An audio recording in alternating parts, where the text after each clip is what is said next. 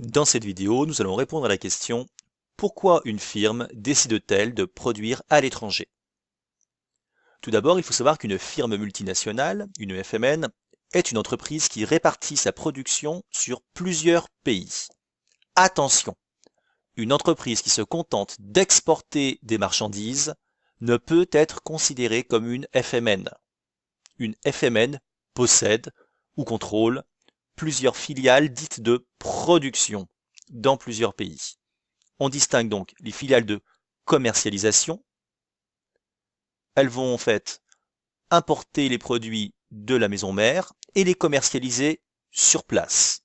Ce type de filiale ne suffit pas à constituer une FMN. À cet effet, il faut qu'elles détiennent des filiales dites de production. Autrement dit, qu'elles produisent à l'étranger. On distingue soit les filiales relais, autrement dit, les filiales produisent les mêmes biens que la maison mère, soit les filiales dites ateliers. Les filiales sont spécialisées dans une sous-production, dans un sous-produit. À noter qu'un tiers du commerce mondial correspond à des échanges entre filiales. On parle de commerce captif ou de commerce intra-firme. Le développement des firmes multinationales a donc largement contribué à l'essor du commerce mondial. Comment se développent les FMN? Le développement des FMN se fait par IDE, investissement direct à l'étranger.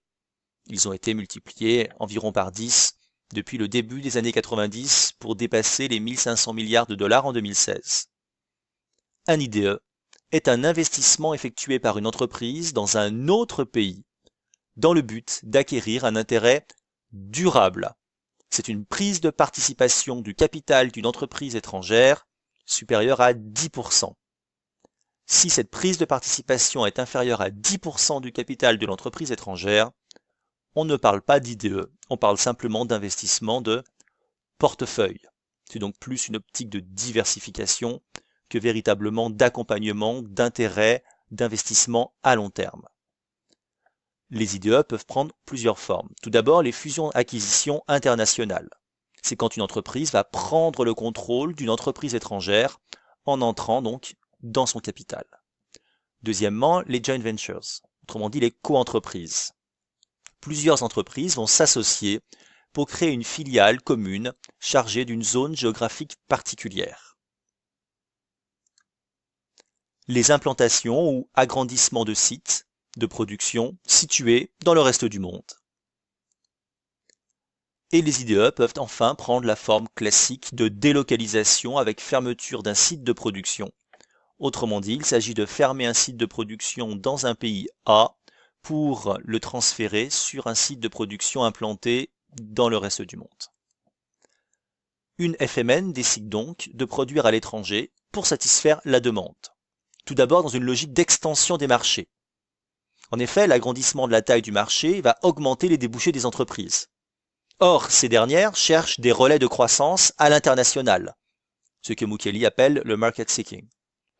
Les entreprises vont donc essayer de s'imposer à l'international, et pour cela, elles doivent faire preuve de compétitivité prix, en jouant donc sur le niveau des prix, et de compétitivité hors prix, en jouant sur d'autres variables telles que l'innovation, la différenciation, le service après-vente, etc. Les FMN vont également essayer de conquérir des marchés en contournant les barrières protectionnistes. Autrement dit, elles vont s'évertuer à éviter les barrières, soit tarifaires, les droits de douane, soit non tarifaires, tels que par exemple les quotas. Pour cela, elles vont donc directement s'implanter dans le pays qu'elles visent dans le cadre d'une stratégie de pénétration. Troisièmement, la conquête des marchés par la proximité avec le consommateur. Si une FMN s'installe directement près de ses clients, cela va faciliter l'adaptation au goût du consommateur, et cela également lui permettra d'avoir un réseau local de distribution plus performant. L'entreprise connaît ainsi mieux les caractéristiques du consommateur, que ce soit son niveau de pouvoir d'achat, ses caractéristiques culturelles. L'entreprise peut ainsi plus facilement s'intégrer dans le paysage local, ce qui va moins dérouter le consommateur.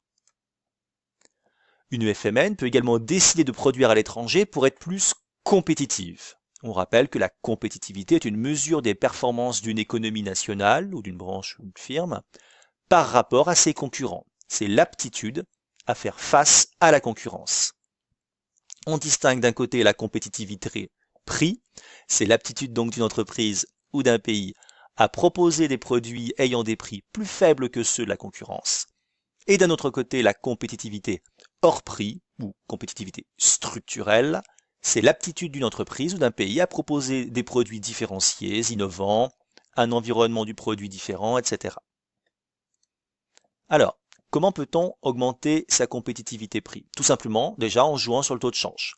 Il suffit pour la FMN de s'installer dans un pays à monnaie faible afin de pouvoir s'en servir comme base d'exportation.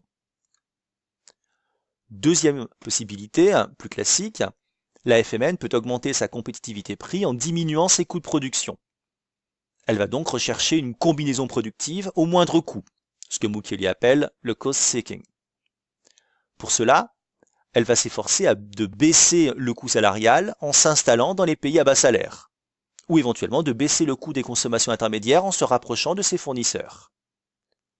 L'entreprise va ainsi tenir compte des avantages comparatifs de chaque pays, que ce soit le système juridique ou le climat social, par exemple le rôle des syndicats, la flexibilité du marché du travail, le type de contrat qui existe sur place, les possibilités de pouvoir embaucher ou licencier plus aisément, le coût du travail, l'accès aux matières premières, le niveau des infrastructures locales, que ce soit les infrastructures de transport ou de communication, et enfin l'attractivité fiscale, le taux d'imposition par exemple sur les bénéfices, les taxes sur la production, qui auront également une influence sur les coûts de production de la FMN.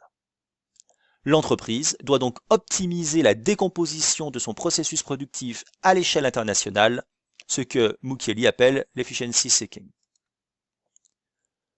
Deuxième objectif pour la FMN, augmenter sa compétitivité hors prix, en jouant sur la stratégie d'innovation ou la stratégie de différenciation. On distingue deux types de différenciation. La différenciation horizontale quand il s'agit en fait de varier les produits disponibles, et la différenciation verticale quand l'entreprise va jouer sur la qualité et également la clientèle visée.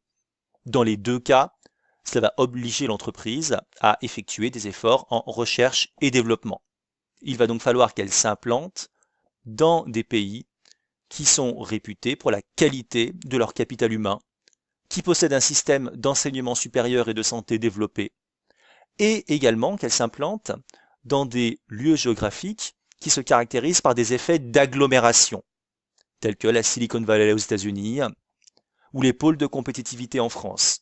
L'objectif étant de se rapprocher d'autres entreprises qui sont déjà implantées dans un lieu donné afin de pouvoir bénéficier de leur proximité en termes de bassin d'emploi, de recrutement et la présence donc éventuelle de fournisseurs et de clients.